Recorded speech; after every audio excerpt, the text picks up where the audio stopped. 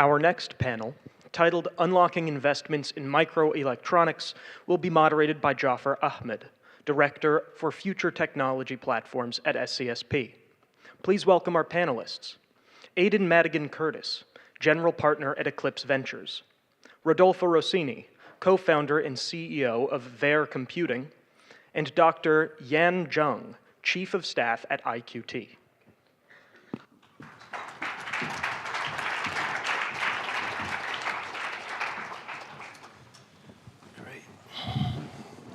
Good afternoon, everyone. We have a really exciting panel right now. We're honored to have with us three distinguished leaders in venture and industry to discuss the role of public and private investment in rebuilding America's semiconductor landscape. Aidan Madigan-Curtis is a partner at Eclipse Ventures and is focused on building new businesses from the ground up to transform physical industries. She has deep expertise in hardware and semiconductor startups. Dr. Zheng serves as Chief of Staff at IQT, formerly In-Q-Tel, which leverages emerging commercial tech for the US national security community. His role gives him a unique perspective on how public and private funding can intersect to accelerate semiconductor innovation. And Rodolfo Rosini, CEO and co-founder of Ver Computing, brings firsthand experience in building and scaling a semiconductor startup, in this case, one that's focused on developing near-zero energy chips to dramatically increase AI energy efficiency. To kick us off, I'd love to hear from each of you on how you see chips as being unique from an investment standpoint as compared to other industries. For example, how do factors like capital intensity, development timelines, and geopolitical considerations affect investment decisions? Let's start with Aidan and work our way down. Sure.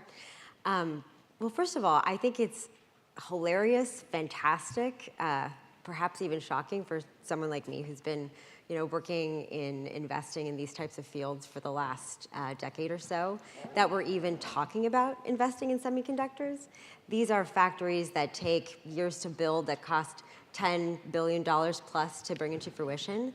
And the history of the United States was in the early 1990s, we were manufacturing almost 40% of the world's semiconductors. Europe was doing the other 45%. With very little, market share for the rest of the world. Obviously, that bit has flipped. And why is that, right? Because, the predominant investment mindset for early stage investors and growth stage investors has been high gross margin businesses, has been kind of cash on cash returns.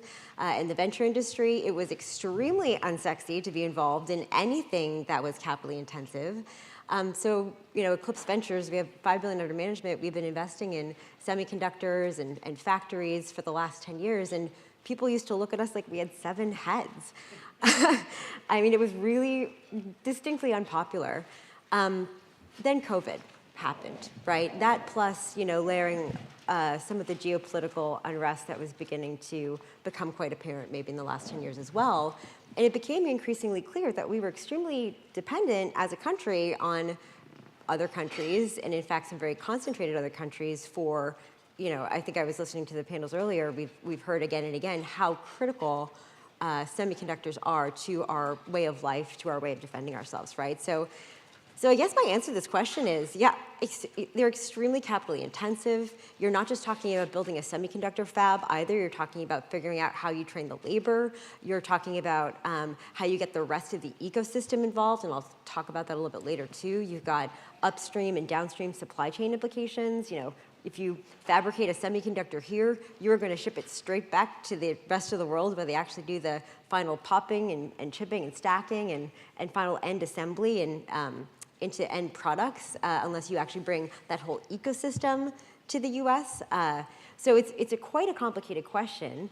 And I think that it's really exciting to see that people are willing to take a lower gross margin, but ultimately higher returning set of investments again in this kind of industry. So that's what we do, and we're happy to welcome others to it because it's a national priority. Yeah, I agree with you. It's an interesting space where I think we looked at 10 plus 15 years ago, the majority of investors in semiconductor tooling, was US companies, right? And if you look at the last 5 years, it has completely flipped, right? Where we've lost a lot of the leadership in the investing world in looking at where the next tools are going to be, right? Who's going to make the next tool for the next, interesting process that's going to get us in the leap ahead that we need. And that's something we've been very, as a strategic investor on behalf of the government, we find that can be very concerning. And I think there's also this thing that we've been trying to get our folks in our community thinking about, which is a lot of people think about investing in semiconductors as the outputs of the system, right? Like, of course, there's these really big, sexy chips out there that are doing things like AI processing that can attract the capital that one needs. And if you were to just naively look at the field and say, well, actually, semiconductors, there's a lot of money going into this. But you're looking at, the chips and the outputs of the system that can generate that. And really, there's only about 7% of actually the VC funding is going into actual tools. And I think that for me is the national security imperative here is to look at that side that the industry should be looking at, but it's not, and we want to take a leadership role there. And really in the last 4 years, our group has really gone ahead and is like, look, we're going to just demonstrate how how to do an investment fund in microelectronic tooling in an area that's very not sexy, right? That is going to be a very challenging field, but is a role that I think the investment community, along with partnerships with the government, should be doing. We're really excited about, encourage what CHIPS is looking at as well. And I think we've demonstrated ways to just be able to identify just interesting technologies that will be able to take us beyond the 2 nanometer, take us beyond the critical nodes and certain technologies that we have beholden to other countries, as well as looking at new processes beyond just CMOS. And I think that's going to come from the startup community. It's not going to come from the incumbents. And so we do have to look at that space, and that, I think, is where some of the really exciting things are happening. And I would actually just add to that, investments in quantum computing, investments in superconductors, investment in net new materials, like these are the role of organizations like In-Q-Tel, of the VC community, and there is some investment going that direction. Like, almost 0% of VC funding is going towards the actual manufacturing innovation or labor retooling and reskilling, right? And those are the critical gaps today if we are trying to figure out, in the next 5 to 10 years, not in the science experiment realm, but in the how do we, sort of protect ourselves realm, and how do we transition our supply chains in a rather interesting moment in time. So totally agree with what you're saying, but it's also interesting to see where the gaps are to close some of the issues that we see today. Absolutely. I want to offer an alternative reading of the problem from my perspective, right? If the output is more companies, right, and if the process is you inject a lot of money into this, right, I always believe that money follows talent, right, not vice versa. I think the fundamental problem, if you look at AI companies, which also require extraordinary amount of money today, right, you will see exceptionally bright, talented 19-year-old, 20-year-old, 21-year-old, right, building these companies, right? You'll never see that in semiconductors. In semiconductors, like everyone else except me in my company has a PhD, right? And so you're looking at people that are in full-time education almost until they're almost in their 30s, right? And then they spend about 10 years at a leading company, right? And so in their 40s, they sort of become the talent that we can hire as early employees. And that's a limiting factor, right? The amount of electrical engineers the US has produced for the past 20 years probably hasn't really changed that much, while computer science exploded. That's what I mean, like money following talent, right? Simply the amount of people that build stuff are getting older, right? And there are only few of them. And so all the smart money moved elsewhere, right? The problem now at the end of Moore's Law with AI, suddenly semiconductors are way more important than they used to be. So there is a systemic problem here. Yeah, that's great. That's a big problem. I'd like to focus for a bit on production, supply chain, and national security considerations. I've got 2 questions for Aidan and Yan. Aidan first.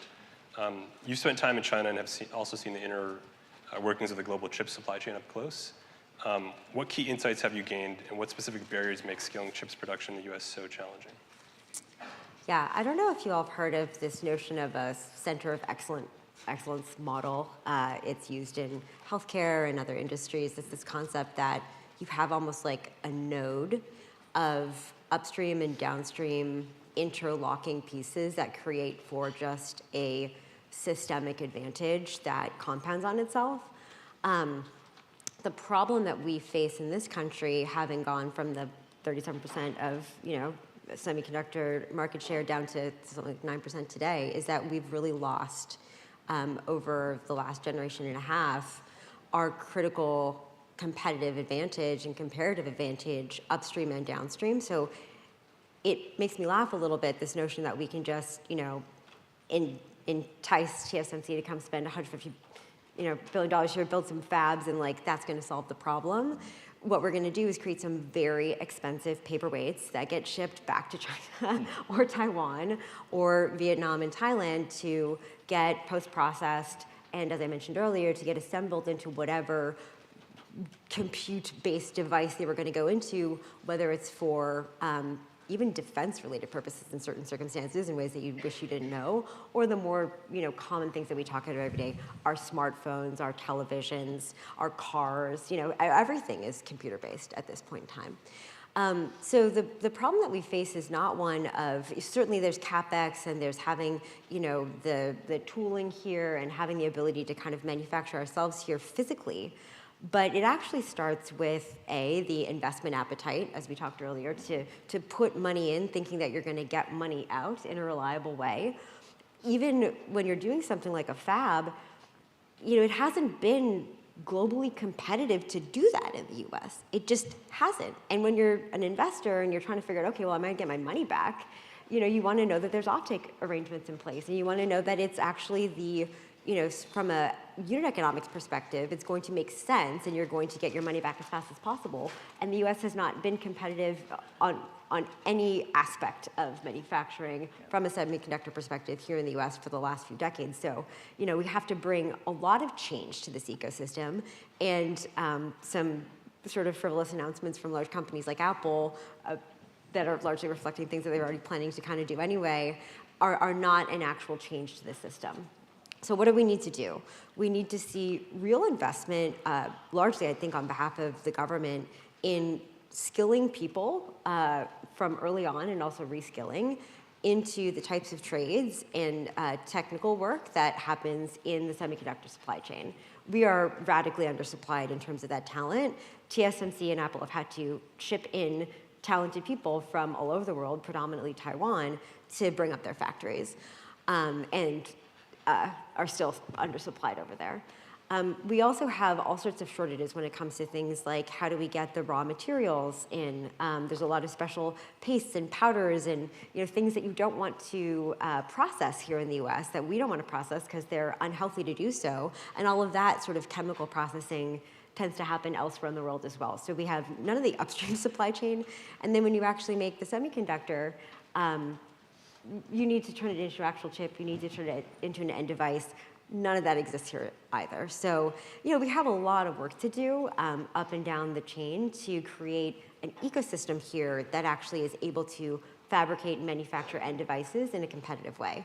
And I guess to talk about where VC comes to play, copying and pasting a model that's been created and that's flourished elsewhere based on the cost of labor, based on CapEx that's been invested, and an ecosystem that's developed over the last couple of generations, we're not going to be able to reproduce that, sort of copy-paste competitively here. So we need to bring more advanced technologies to bear, which is what the US is good at, to be able to actually compete. Yeah.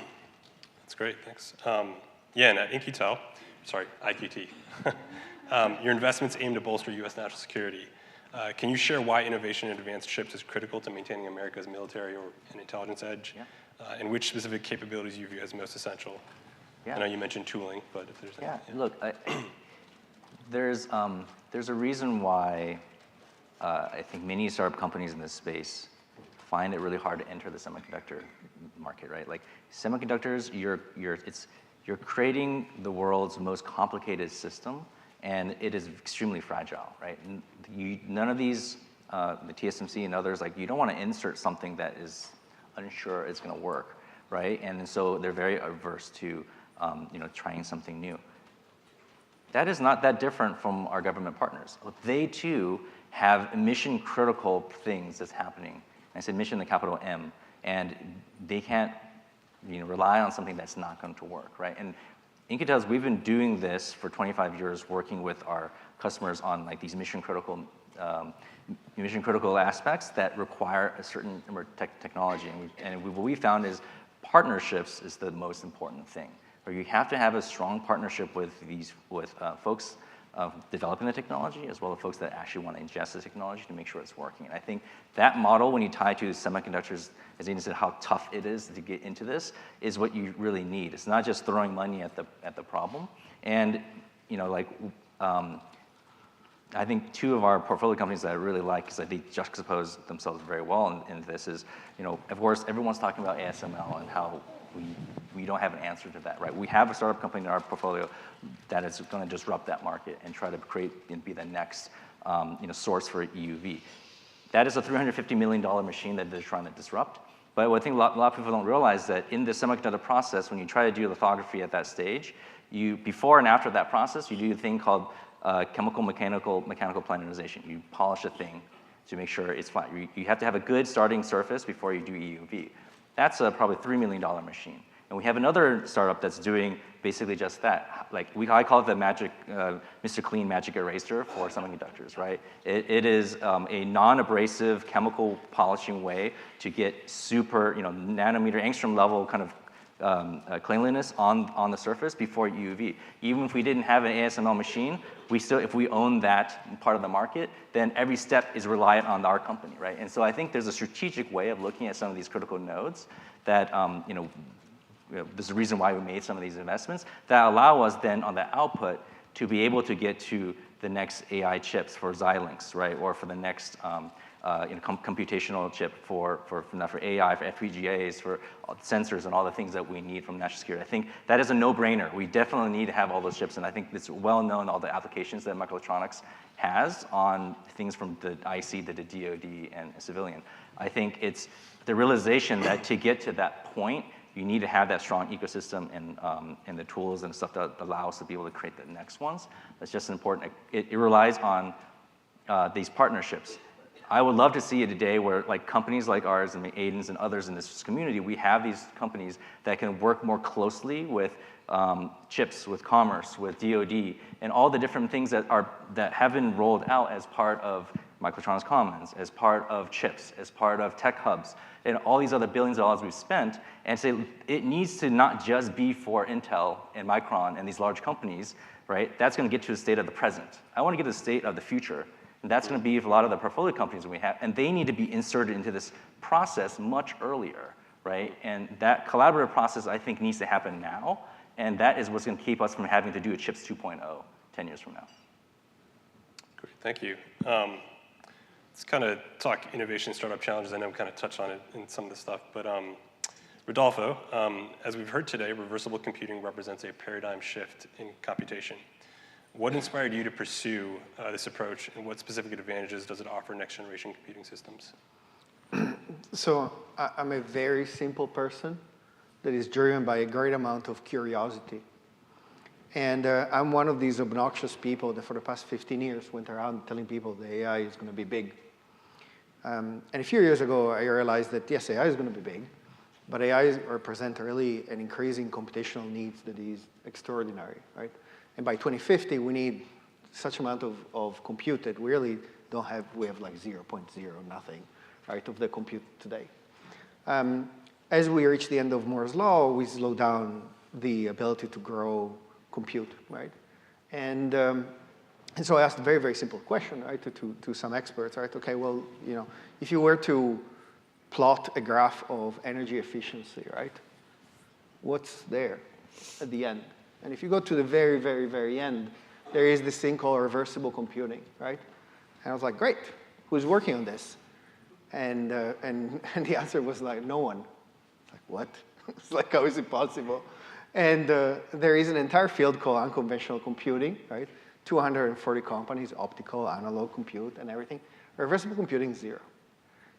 And nature abhors a vacuum as an entrepreneur, how is it possible? So I went to the world-leading companies, and they were like, oh, it doesn't work. It's like, have you tried? No, but it doesn't work. And so, great, perfect. So that's how I started the company. So, and the problem was that no one believed that it was possible. And so nobody would fund it because there was this belief that no one tried, and no one failed. And so, yeah, I would say that it's, and there, by the way, there are so many other graphs that you can make where there is, you go to the very end, there is something there, and no one's working on it because the accepted belief there is, that doesn't work. It's great, and now you're proving them wrong. It's fantastic. Aidan, what are a few of the technology vectors in compute and chips that you are most excited about, and how do you evaluate their commercial viability? Yeah, I think we talked about this question. The original concept is like, what are the investment areas of opportunity? And so I'll hit on a couple of ones that relate directly to chips, but I actually feel like the biggest area of opportunity right now is on the energy side. I think the prior speaker was talking about it too, like to be able to go fulfill our big AI ambitions, we have to solve an energy gap. That's a pretty significant problem. And it's concerning because the challenges are not necessarily technical there, although we're working with a company now that's trying to bring to make nuclear cool again, and actually is solving the problem not by innovating on nuclear itself, like there's a lot of small module companies out there, stuff like that, but is using a standard existing nuclear reactor and is to my earlier point, focused on condensing construction, because it takes 10 years to build these plants and to ensure that they are operating safely and properly, and if we can condense that time to 5 years or 3 years safely, that's a game changer for our ability to bring a lot more power online. The other issue that we have in the energy side of things is that there are, I think, like 100 gigawatts worth of ready projects on the renewable side just waiting for permitting. We have an interconnect issue, and those of you who've stared at the energy problem know this. Our grids are old, they're ossified, they're disconnected. Understandably, to bring new energy resources into these grids, to be able to bring data centers online, we need to add substations, add transmission lines. It's these whole projects. We don't have the labor to do it, we don't have the transformers to do it. It's a whole stack of issues. So the other thing that we've been looking at is essentially kind of microgrids that can combine a handful of these essentially ready permitted standalone renewables with data centers in a way that provides like firm load and orchestrates that effectively. So these are some of the areas in which like business model meets like technology model innovation. Working with safe existing infrastructure can work. So that's the energy side of things.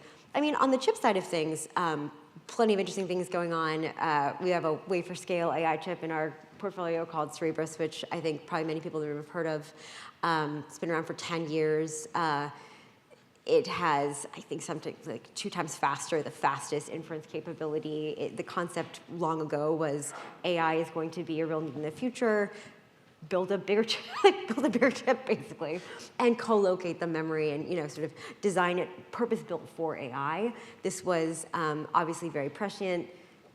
Thinking about it 2 years ago, good thing we started 10 years ago when actually designing and testing and fabricating something like that worked. So, that's an area obviously of deep interest for us. We also have also sort of things like up and down the stack, a company called Ahead Computing, which is actually focused on the CPU side of things and really kind of creating the most high potential condensed cores that can compete on largely RISC-V frameworks. So we're really kind of open for business on all fronts. And I guess the last one is, how do you make the networking side of things faster? We just did an investment in a next-gen NIC, sort of a networking intelligence company. So yeah, cool. That's all lots of opportunity. Very exciting. And what lessons has IQT learned about helping deep tech startups navigate the unique challenges of working both with the commercial sector and the government? Yeah, again, I think it's a lot of that comes down to being able to connect folks together. And especially in a field like microelectronics, where it's a little harder to make that translation, right? It's not an AI application where, of course, folks at the end, like, yeah, I need this AI tool. It's sometimes talking about, hey, this chip is this great optical on-chip gyroscope. What the heck's a gyroscope? Oh, it helps with GPS. Oh, okay, now I kind of get it. Oh, by the way, it helps with GPS denied areas. Now I really understand. How do I put that into my drone? right? And so it's kind of making that translation. To get to that, we need advanced photonic integrated circuits, right? That's something the US needs to really invest in and work on. And so the microelectronics part, you do have to do an extra step in other technologies. I feel like we don't have to do as much, right? Because it's usually a component in a larger system, right? And that is, I think, a job that we do quite well. We throw a lot of bodies at this, where we work directly with our government partners to understand the requirements, and to kind of say, it's not just, hey, I made an investment, I'm gonna just throw this over the transom, I hope CIA or I hope someone in the DoD knows how to use this chip. It's actually almost the opposite. They tell us what they need. We go and look for that, and then we actually say, with full understanding, this is probably not going to be a 100% solution. If it was, you would have bought it already, right? So it is let me work with you and now the company to get this manufactured, developed, enhanced in a way that is going to be absolutely useful for where you want to go, and to understand, like, there's going to be a lot of government requirements, right, that the small startups don't quite understand. And so I think that's one thing that's our bread and butter. We do that quite well, but we also want to look for the future, and I think there's a lot of interesting future technologies. I love how Aidan ended with interconnects. We also think that's a great area. We have a number of companies doing optical interconnects to high-speed interconnects for chiplets as a future. But also, like, if we're going to do more manufacturing in the United States, we haven't necessarily solved a lot of reasons why it went abroad to begin with, which is a lot of the chemical and environmental hazards, right? PFAS is a thing that everyone has been hearing about, but may not quite realize that in semiconductors there's a lot of PFAS as well, and folks I've talked to at some of these large tool manufacturers have said, I don't think we could hit the 2030 requirement for PFAS. And we have a company, the startup, that actually has demonstrated their ability to take PFAS out of water. And so I think there's a lot of there's a lot of technologies, I think, that helps all different parts of that ecosystem, and I think that's immensely important. We're excited about things like that. If I make an add on this, maybe the audience might not be aware that everyone wants to bring manufacturing back to the United States, but chip manufacturing is incredibly polluting. I mean, there is a reason why we pushed it out in the first place. Yeah, it's forever chemicals everywhere. It's pretty scary. But that's cool that there's a company working on removing PFAS from water. Rodolfo, as one of the few startups working on reversible computing, what unique challenges have you encountered attracting investment and building credibility? So what I'm going to tell you is not just about us. I think it's every company, right? There are some standard technologies, right? In AI is accepted, right? And the technology cycles, right? In the 90s, I'm doing something with the internet, then I'm doing something with mobile, and then I'm doing something with AI, right? And it's unclear what the next iteration, right, will look like in semiconductors, right? And the current assumption is that Moore's law in classical computing will hit a wall, and then there's going to be a Cambrian explosion of dozens of different alternatives, right? And so the problem is that because I was saying you don't have a lot of entrepreneurs and the activation costs, you don't have 20 companies doing the same thing, right? So as a VC, you look at this market, you measure it, you size it, and you go like, okay, great, these are the top 2 companies, right? This does not happen. The only reason why we got started has nothing to do with semiconductors or the market. Is simply because I founded 7 companies. I raised money 5 times. I sold 2 companies, right? And I was lucky enough to say, I'm going to start a new company, and a bunch of wealthy friends, wealthier than me, obviously, said, okay, great, maybe this one will be big. And they gave him enough money to do some damage and prove actually that there was something there, right? But there are so many other entrepreneurs that don't have access to that, right? And it's a real bottleneck. Mm-hmm. Great. I think we have time for a lightning round of 20 seconds for each of you. So the NSTC is setting up an investment fund focused on next-generation chips. What are some ways that government could help buy down risk for emerging chip technologies? And what lessons can we learn from successful public-private models? Yeah, I was going to say, I mean, in many ways, the US sort of originated public-private models. We've got so many successful historical infrastructure projects that were built that way. China's 100% kicking our ass when it comes to making that model successful these days.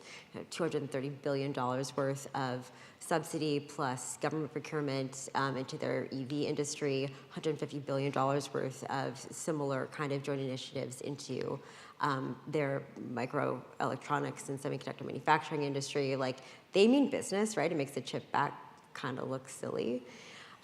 So, I mean, I think the CHIPS Act was barking up the right tree, and my short answer is it's not enough. We got to jack it up, and the government also needs to be a better customer. Yeah, I'd say it's not about just give a fish. I think it's teach a person how to fish. Like there are existing, even though we've been bemoaning the fact that there's not that many investors, there are still a lot of credible investors who have been in this space, investing this for a long time. And I think it's not to just say, hey, we're going to do this and replace them, but how do you work with them, and then so that we are all working as a team together. I think that's absolutely important to recognize that there's absolutely kind of specialities in this space, and we don't want to lose that either, right? By saying, move to the side, and we're going to try to rebuild something new that we've already had. I'm really against the government giving money away to entrepreneurs, even though I'm an entrepreneur.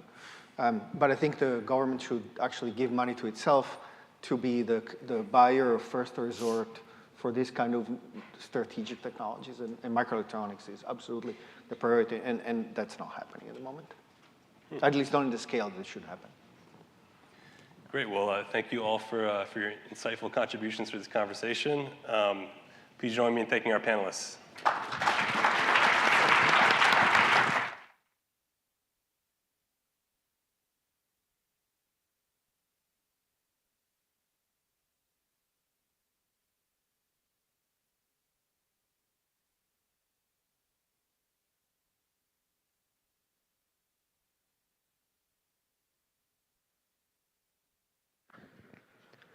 We will now hear a